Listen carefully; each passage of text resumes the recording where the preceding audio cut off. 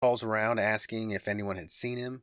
One of the people she called was a girl named Misty Taylor that Zebb had started talking to, but she hadn't heard from Zebb either. Okay. Now, Misty also had a boyfriend named Wesley Smith that she had just had a baby with. Oh. But she was talking with Zebb. Like in a, yes. romantic talking? When she was asked about their relationship later, and she kind of plays it off like it was no big deal or anything, but coworkers, like other people, said that they were flirtatious. Yeah, said it was definitely way more than that. Friends and family were saying it was way more than nothing. Way more than nothing. That was weird. I call that for a band name. Wesley found out about Misty and Zebb talking, so Wesley had threatened Zebb. Okay. What Zebb had done is he had called Misty, and back when you would star 67 to block your number and stuff. Well, he didn't do it on this one time he called her. So he star 69'd him? No, I think it was Wesley picked up the phone. Oh, I gotcha. And answered. Because Zebb gets real panicked and hangs up the phone and looks at his grandma and says, "I'm in trouble now." Oh, no. Well, that afternoon, after not being able to get in touch with him, Denise, Zebb's mother, calls the police and reports him missing. January 4th, 2 days later, Zebb's department supervisor at Walmart, Patty, she gets a phone call. The person said that he was Zebb Quinn and he wouldn't be coming into work because he was sick. Patty said that wasn't Zebb's voice, and it was weird because Zebb never missed a day of work. Okay. So she asked the caller what department he worked in. So whoever called knew his schedule, knew that he would have to work that day. Right. Well, she asked what department do you work in? And he said electronics, which was right. And then she said, "What time is your shift today?" And that's when he gets panicked because he doesn't know. Doesn't know the exact time, and then hangs up. So Patty gets smart. She star 69'd the number and found out that number went back to Volvo Construction. What? Yeah, construction company. Well, Patty does some of her own digging and talking to the employees and stuff, and finds out that Owens, who worked at Walmart, also worked part-time at Volvo Construction. The guy that he went to go look at the car with? Yes. So Patty goes to the police with this information, and they get a hold of Owens, and he's like, "Yep, that was me that called. Zebb told me to call him in sick for work, and I did it as a favor." Yeah, that's bullshit. Yeah. So when they asked Zebb about that night that he went missing, a few nights earlier, he said that after leaving the gas station and heading to look at the car, Zebb flashed his lights at Owens, so Zebb would have been in the back behind him, wanting him to pull over. So they pull over, and Zebb said that he got a page and needed to go respond to it and answer it pretty quickly. So that would add up with his mom paging him. The mom was paging him later. Oh, okay. This is a different page. Gotcha. Zebb tells Owens to wait for him so he can drive off and go make a phone call. And when Zebb got back, he was frantic. And so much so that he accidentally rear-ended Owens' truck. Okay. While he was parked there. He said that he couldn't go look at the car. "I'm so sorry about your truck. I will pay for any damages, but I have to go." Okay. So he takes off. And that's what Owens said had happened. Okay. So in Owens' story, he had gotten a page, Zebb had. Right. Which is true. That page came from his aunt's house. Okay. Well, his aunt said that she wasn't even home at the time that So page I'm was assuming they pulled the record for his pager. Right. After his disappearance, and that's how they found this out. Yeah, so she said she wasn't even home. She was at her friend's house having dinner. Her friend was Misty Taylor's mother. Okay.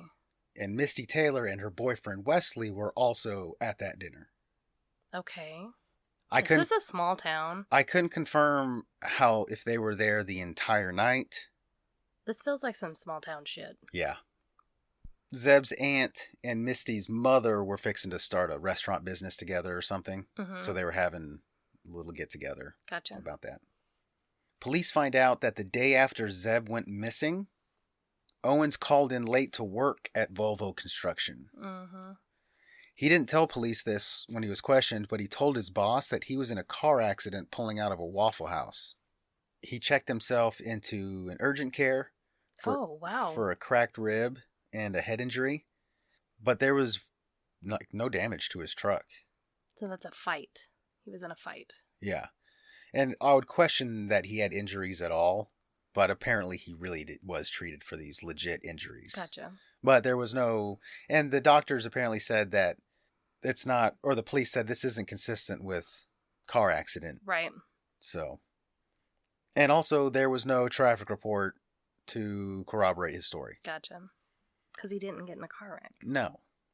Well, police gave Owens a polygraph, which he passed, but we know that doesn't matter. Mm-hmm. They also got some DNA samples from him. 2 weeks later, on the 16th, Zebb's car was found in the parking lot of the Little Pig's barbecue restaurant. Okay. 2 weeks after he disappeared? Yes. Okay. A co-worker of Denise, Zebb's mother, recognized the car and called Denise. Small town shit. Yep. Well, and I think this person went to school with Zebb also. So she knew. Small town shit. Yeah. When investigators showed up, they noticed that the headlights were on. So it hadn't been sitting there for a long time. So I couldn't confirm, and people are saying the headlights were left on. That I'm wondering if that means the lights were themselves on, or if the switch was just turned on for the headlights and the battery was dead. I don't think they would have notated that the headlights were on and the battery was dead. Like, I don't think... You don't think so? Maybe. I mean, that would be really nice to... That would be good to know, because then they know that the car was parked there at night and the battery ran out. But it seems to me like it would be more obvious that the headlights were on.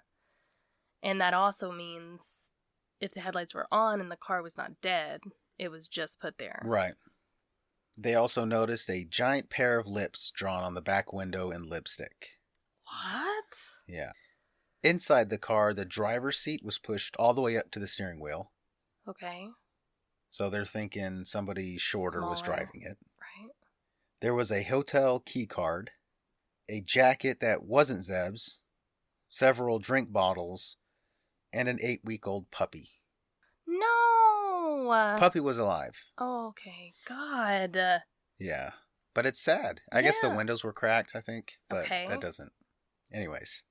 The hotel key card, they went around to the hotels in the area because it was like a generic card. It didn't have a logo on it or anything. Mm-hmm. And they couldn't find out where it came from. All they found out was the jacket wasn't Zebb's. And they don't really know much about the drink bottles in the car either. About 8 days after Zebb's car was found, a couple in town said that they saw that car driving around downtown and recognized it from the news. They spoke to police and came up with a composite sketch of the person driving the car. Mm-hmm. And apparently it looks an awful lot like Misty. Okay. The girl that Zebb was talking to. Right. Police bring her in. She denies driving the car. There's no evidence. They can't do anything, so they have to let her go. Surely they would have taken her DNA and tested it against the drink bottles in the car and done fingerprints to see if she was in the car at any point, right? I couldn't find details, just that they... Let her go. Let her go because they didn't have enough. Okay. So years go by, no answers. Years go by? Uh-huh.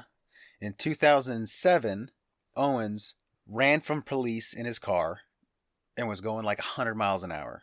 And then he sticks a gun out the window and fires it at police. Oh my God. He eventually got caught and arrested and sentenced to 4 years. And while in prison, it came out that Owens had a hole dug on his property in 2000. Yeah. And used it to burn stuff. Mm-hmm. And then he filled it with concrete because he was going to make a fish pond out of it. Mm-hmm. So police used ground penetrating radar. And after searching that fish pond area where he had poured concrete, they find fabric, leather stuff, and unknown hard fragments. Mm. But apparently they also found bags of lime and mortar mix. Mm-hmm. And underneath the concrete, they found a unknown white powder. Yeah, this fucker did it. Like, yeah. I'm for sure. And I think that the person driving the car and the puppy and the lipstick and the bottles and hotel room key card, that's all just a red herring, because I think that he probably dumped his car somewhere and with the keys in it, and some fucking teenager grabbed it. Yeah. I think it was probably just stolen, and they were joyriding in it and then dumped it off at that restaurant place. Yeah. No, I bet you're right. I don't think that that's related to what happened. It just makes the Zebb. story more interesting. There's a dog found in the car. And the red lips, it seems very ominous, so it's probably something that's been led with when talking about this case, but I don't think it has anything to do with it. Yeah. So after finding that stuff in the burn area, there's still wasn't enough for them to do anything with that. So March 15th, 2015, I'm going to introduce a couple people here that are brand new to the story. Joseph and Christy Codd. They were supposed to meet up with Christy's parents in Mississippi, but never made it there. So Joseph's father calls the police and asks them to do a welfare check. Police show up at the house. No one is home except for a couple dogs. And this is where we tie the story in. Jason Owens was a contractor for the Codds and actually lived just about a mile away. This is in 2015, so he's out of prison. Okay. A neighbor had seen Owens hauling out some large trash bags and thought that was suspicious, so they called the cops. So the police go back, search his property again, and in a wood-burning stove, they found human remains. Yep, because that's that motherfucker's M.O. Owens' story is that he got his truck stuck in a ditch, so the Codds came to help him, and he accidentally ran him over. Like he threw it in reverse or drive and went the wrong way. Ran both of them over and killed both of them instantly. Joseph apparently died instantly. Christy apparently was still alive. She was also pregnant. Oh, God. And then he says that he took her inside and tried to treat her, but she died. I don't believe any of that. Oh, no, I think he killed both of them. Yeah, absolutely. And then he took them, dismembered them, and burnt their bodies because he was afraid that he was going to get in trouble. What a piece of shit. Yeah. So he ends up getting arrested, and he got sentenced to a minimum of 60 years and a max of 75 years in prison. Well, at least he's there, but that sucks that he's never been held accountable for Zebb. So July 2017, Owens got charged with the murder of Zebb. Okay. It has been released to the public, like, why. What evidence they found? Right.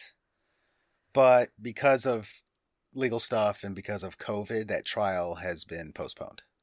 Wow. But there is going to be a trial for it. I'm interested to hear about that trial. I think he killed him for the money that he had saved up for a car. Yeah, I think that's a huge possibility. Yeah, I think that he knew. I'm sure that Zebb was not necessarily bragging, but saying, hey, I've been working really hard. I've got $5,000 or whatever. And this fuck was like, yeah, bring your money. Let's bring go. Your money tomorrow. We'll go after work. Exactly. And he robbed him and killed him. But why did he get a page from his aunt's house? I don't know. I don't know how accurate pager records were. And it could have been something as innocent as Misty felt bad. No.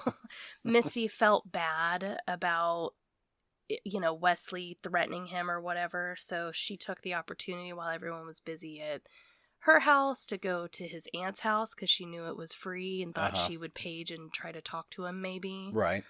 Away from Wesley. Who knows? I mean, I don't think she has anything to do with it though. Yeah. Just in the little that I know about what you've said, it feels 100% like this known killer. Who burnt bodies did it to Zebb first. Occam's razor. Wow, what a terrible human. Yeah, that guy's a scumbag. Let me ask you this. Do you plan on updating us when the trial starts? Yeah, if I can remember. You won't. I can answer that for you right now. You won't. Maybe I will because that name Zebb is, so unique. It'll stand out when I see it in the news. That's what sucks so bad. Like, it just breaks my heart for his mother. You have these babies and you protect them all you can, You teach them to be good humans and to look out for bad humans, and you do everything you can to prepare them to keep themselves safe and when they leave your protection.